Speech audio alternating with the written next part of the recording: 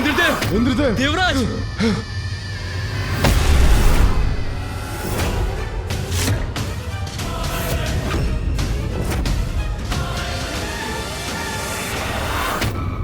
इंद्रदेव, इनकी तुच्छता से तो हम भी क्रोधित हैं, किंतु अभी आपने कहा था मां आदि शक्ति इनकी संरक्षक हैं।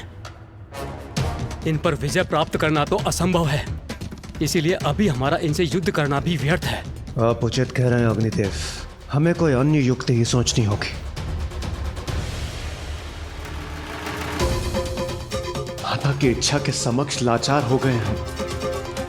इस समय यहां से प्रस्थान करना ही उचित होगा।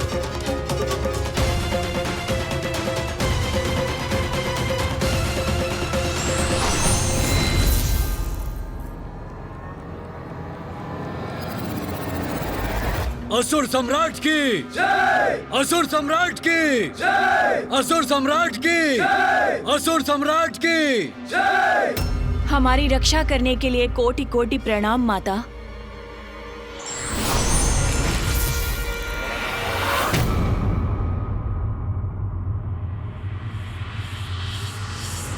अब हम असुरों को पृथ्वी से कोई नहीं हटा सकता। सर्वशक्तिमान हूं मैं। हाँ, असुर श्रेष्ठ। रुक।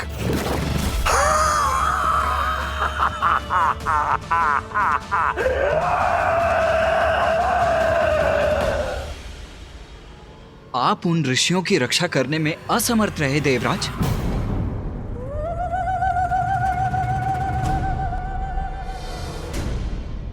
मां, क्या हुआ रे? शांत क्यों है?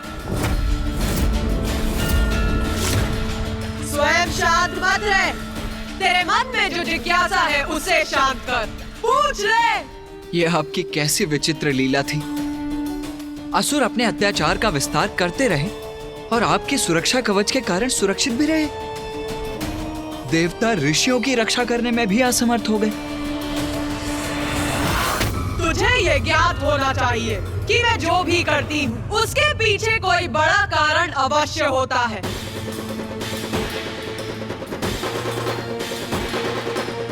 इंद्र, जिज्ञासा शांत करो इनकी। आगे का घटनाक्रम भी बताओ इन्हें। माता के कवच को हम कैसे भेज सकते थे, इसलिए हम निराश और विवश होकर दारुक के वन से चले आए। किंतु जब हम आपस में विचार विमर्श कर इस समस्या का समाधान ढूंढने और हमारी रणनीति की रचना करने के लिए स्वर्गलोक की ओर बढ़ रहे थे, तभी हमें कुछ दिखाई दिया।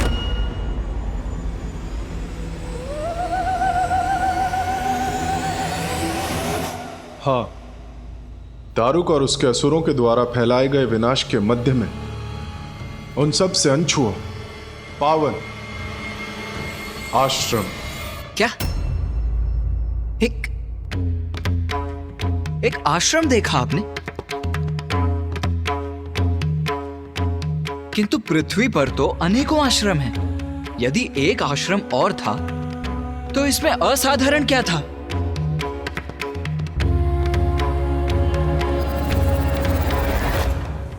बात है असाधारण, अद्भुत बात है भैया। इतनी साधारण घटना में गणेश को क्या असाधारण दिखाई दे रहा है? दारुक ने पृथ्वी को आतंकित कर दिया था। चहुं दिशाओं में विनाश ही विनाश किया था उसने। उसके असुर सैनिकों ने सभी ऋषि मुनियों को बंदी बना लिया था। उनके आश्रम भी नष्ट कर दिए थे। ऐसी अवस्था में यदि देवताओं को इस विनाश से अनछुआ आश्रम दिखाई दिया तो ये तो वास्तव में बहुत ही अद्भुत घटना है भैया। हाँ, ये तो गणेश उचित कह रहा है। इतने विनाश में वो आश्रम कैसे सुरक्षित रहा? वो किसका आश्रम था माता?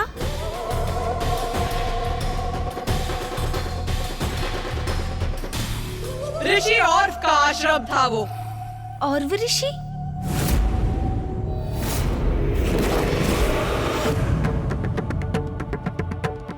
उस आश्रम को देखकर हम आश्चर्यचकित थे, जो इस विनाश के मध्य अनछुआ खड़ा था, जिसे देखकर हमारे मन में एक जिज्ञासा जागी और हमारी जिज्ञासा को देव ऋषि नारद ने शांत किया। उन्होंने बताया कि ऋषि और अत्यंत तेजस्वी ऋषि हैं।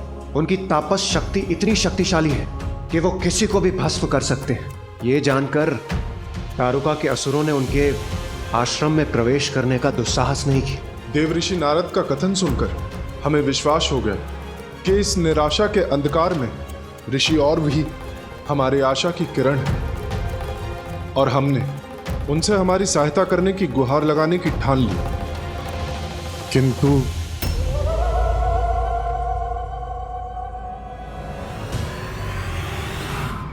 अति उत्तम, अत्यधिक सुख की अनुभूति हो रही है प्रिय। पृथ्वी पर हमारा अधिकार। हाँ स्वामी।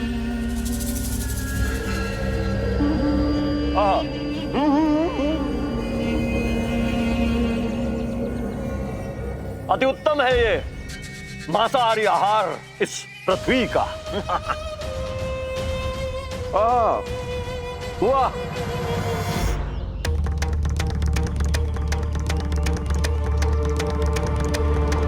अब आप ही बताइए ऋषिवर, ऐसी अवस्था में हम सहायता की आस लेकर किसके पास जाएं?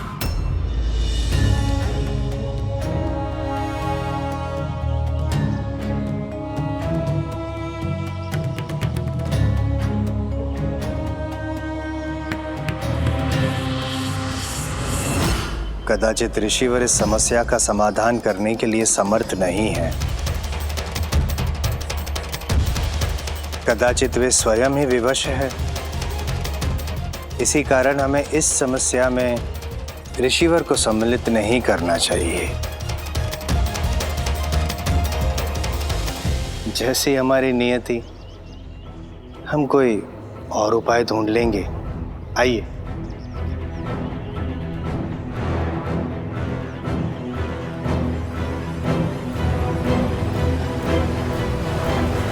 रुको।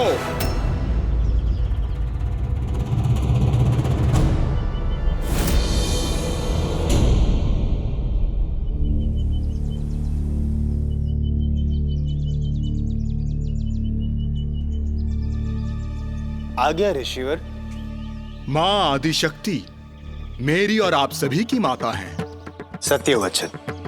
यदि उन्होंने असुरों की रक्षा करने का चुनाव किया है तो कदाचित उन्हीं के दिए हुए किसी वरदान हेतु वो विवश हैं, या ये उनकी लीला है जिसे हम समझने में असक्षम हैं। किंतु मैं माता के सर्वोच्च भक्तों में से एक हूं और निर्दोषों का रक्षण करना मेरा धर्म है। यदि माता असुरों को संरक्षण देना चाहती हैं तो यह उनकी इच्छा है, किंतु ऋषियों की रक्षा करना मेरा धर्म है। मैं करूंगा उन ऋषियों की रक्षा, मैं करूंगा उन ऋषियों की रक्षा, मैं करूंगा उन ऋषियों की रक्षा।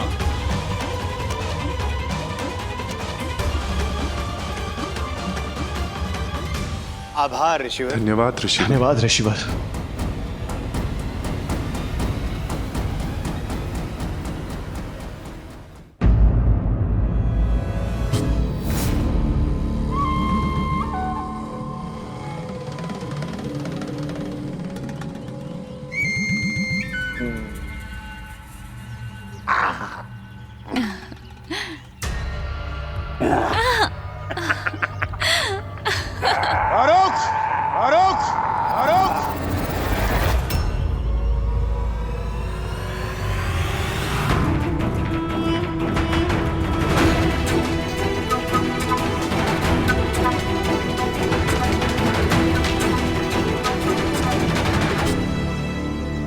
क्यों लौट कर आए हैं?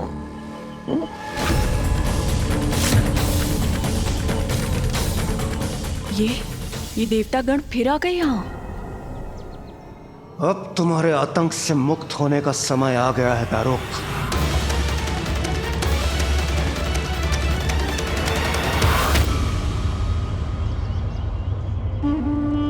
देवताओं, प्रतीत होता है कि हमारे सत्कार से बहुत आनंदित हुए हो, तो फिर सत्कार करवाने चले आए।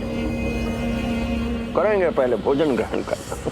दारुक, हम देवता अत्यंत उदार हैं। यदि जो कुछ भी किसी से पाते हैं उसे उससे भी अधिक मात्रा में पुनः लौटा भी देते हैं। दारुका, ऐसा क्या कारण है इनका साहस इतना बढ़ गया है?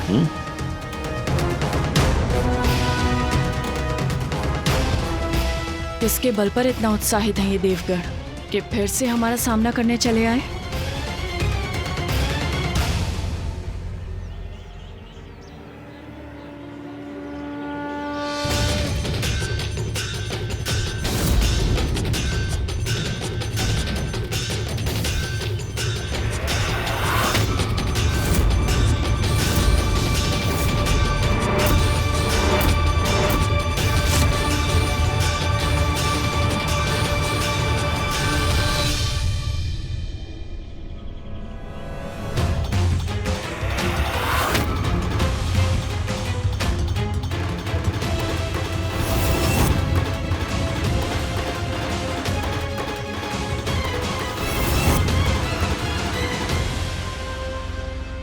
दुष्ट असुर, तुमने निर्दोष ऋषियों को त्रस्त करने का दुस्साहस कैसे किया?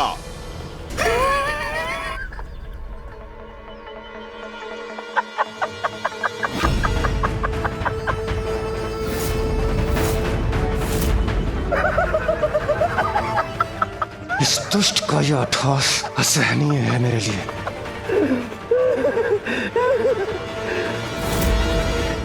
मान गए देवराज इंद्र, मान गए तुम्हारी बुद्धि और शक्ति।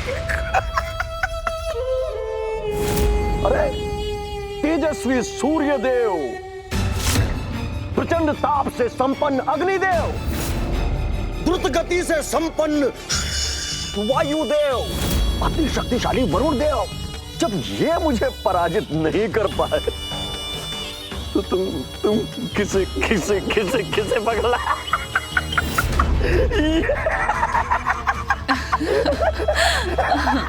वयोवृद्ध ऋषि।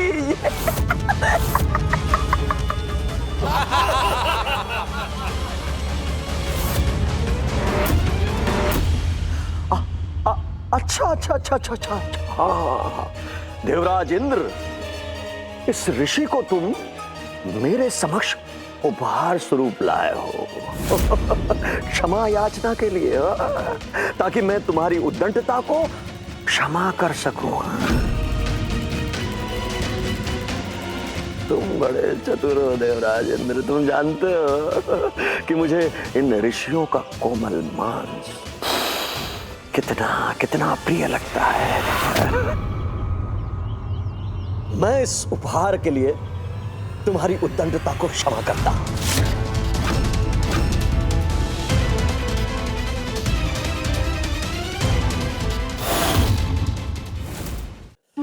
अच्छा देवराज इंद्र, पहले इस ऋषि को मेरे निकट लाओ, मैं देखूं तो सही ये मेरे खाने योग्य है या मेरे दास बनने योग्य है कि हमेशा मैं इससे अपनी सेवा करवाता रहूं।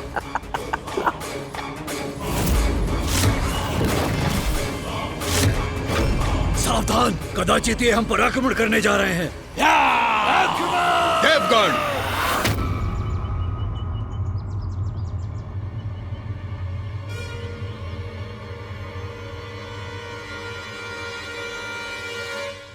इनके और मेरे मध्य कोई नहीं आएगा, कोई भी नहीं। आप सभी समझ गए ना? मेरे इस आदेश का उल्लंघन नहीं होना चाहिए। उचित है ऋषिवर।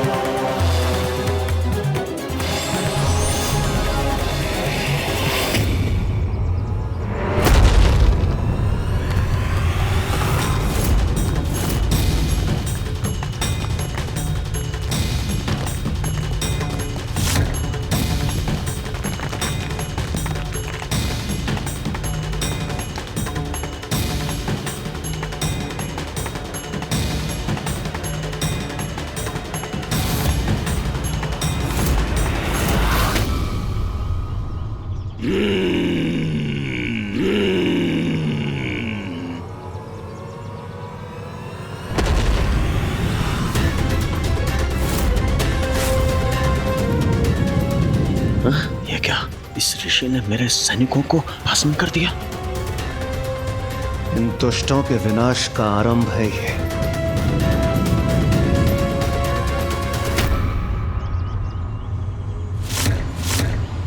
मैं ऋषि और दारुक और उसके असुरों को शाप देता हूं।